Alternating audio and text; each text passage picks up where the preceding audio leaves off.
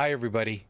Today I'm going to give you 3 must-do tips for your prep work to get ready for the Season 1 drop on July 20th. Now, I do want to say something. If you are not aware of what the mechanics are of Season 1, then this video is not for you. You can go to the end of this video. There'll be a link to several of my previous videos. You can watch the video on the Season 1 dev team recap. That'll explain to you exactly what's going on in Season 1, what the mechanics are, and everything involved with what's happening in Season 1. If you know what's going on in Season 1 and you watched the dev live stream yesterday, or you watched my video on the recap of the Season 1, this video is for you. I'm going to give you 3 tips that I believe are going to set you up for major success in Season 1 and provide you with a tremendous boost into going into Season 1. So, tip number 1, finish your campaign in the Eternal Realm. You have 2 weeks from the date of this recording of this video till the drop of Season 1 on July 20th. You have just about 2 weeks to get that done. It's very critical you finish the campaign on the Eternal Realm. Why? Because it will carry forward over to Season 1 realm. If you do not complete the campaign on the Eternal Realm, when you start Season 1, you'll be required to finish the campaign on the Season 1 realm. And that's important because until you finish the campaign, you will not be able to start the Season of the Malignant storyline. It's important that you finish the campaign on the Eternal Realm, because if you do not finish the campaign on the Eternal Realm, when you start Season 1, you'll be required to finish it, because you cannot start the Season of the Malignant campaign until the Eternal Realm campaign is completed. Very important distinction. If you don't finish the campaign on the Eternal Realm, you will not have the option to skip the campaign in Season 1. You'll have to complete it first before moving on to the Season of the Malignant campaign / storyline. Now, we learned yesterday that the Season of the Malignant storyline, quest line, whatever you want to call it, is going to start in Kovashad. Okay? So, if you don't finish the campaign on the Eternal Realm, you will have to finish it. You can go to Kovashad. It will not be there, the Season 1 campaign. You'll have to finish the story, the campaign. So, first thing you need to do before July 20th is finish the campaign on the Eternal Realm. Because if you don't, you'll have to do it on Season 1 first before you can do the Season of the Malignant campaign. So it's going to put you at a little bit of a disadvantage. It's not going to ruin your experience, but hey, this is about getting off to as quick as a start as you can, because you want to experience all the buffs and the quest lines and the chapters and all the rewards we can earn that are unique to seasons. So step number 1, finish the campaign on the Eternal Realm. This way you can skip the campaign. This way you can go straight to the Season of the Malignant campaign. Tip number 2, get all your Altar of Liliths. Altars of Lilith.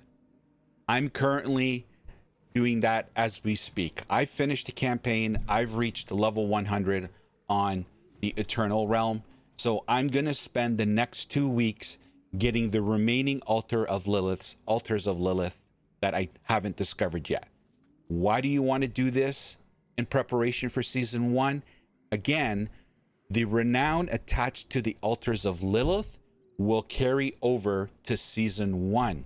Again, providing you with a much needed character boost So when you start season 1, you'll have to create a new character. And as we know, the Renown provides our characters with much needed boosts. It'll give us strength, intelligence, willpower, and dexterity, which obviously impact attack power, armor, and life. So going and getting all your altars of Lilith in these next 2 weeks is another key step of prep work that you need to do to ensure you're getting off to a running start on season 1. Now remember, for season 1, we have been told there's going to be certain elites in the open world that are going to have these malignant hearts, and when we kill them, they spawn even greater, tougher enemies. So even more reason why you want your character to be as strong as possible prior to starting the Season of the Malignant campaign. Okay, so get all your altars of Lilith. This will give you the much needed boost to start season 1. Lastly, tip number 3. It was discussed during the Diablo 4 dev team live stream yesterday that in order to make all this stuff happen, stuff that is being transferred over from the Eternal Realm to the Season 1 realm, and because certain things they had not set up or intended to do, but now because of the player feedback, they made some changes. And I'm talking specifically about the Renown being carried over.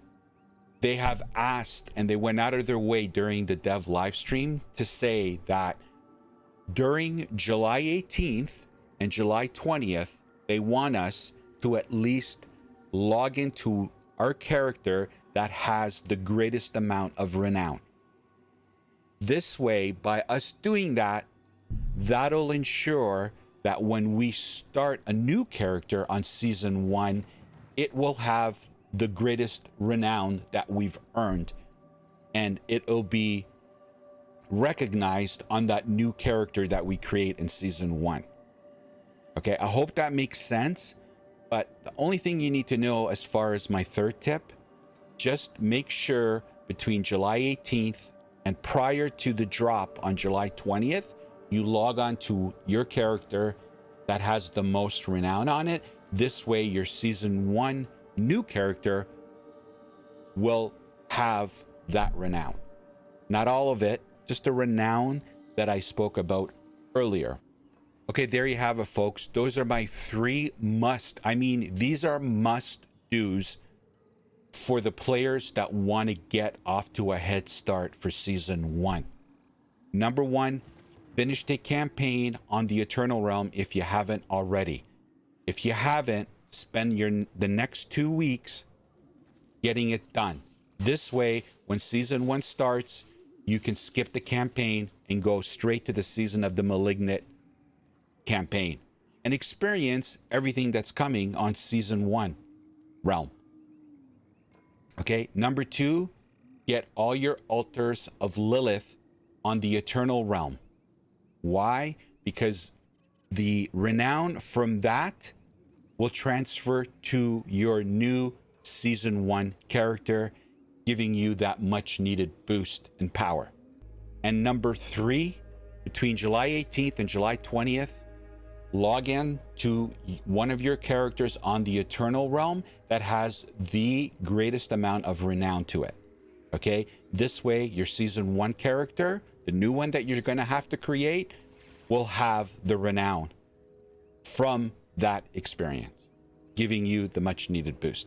Those are my 3 tips. They're going to give you a tremendous head start when the season launches on July 20th. I know I'm excited for season 1 and everything that it's going to offer us. Super excited actually about it.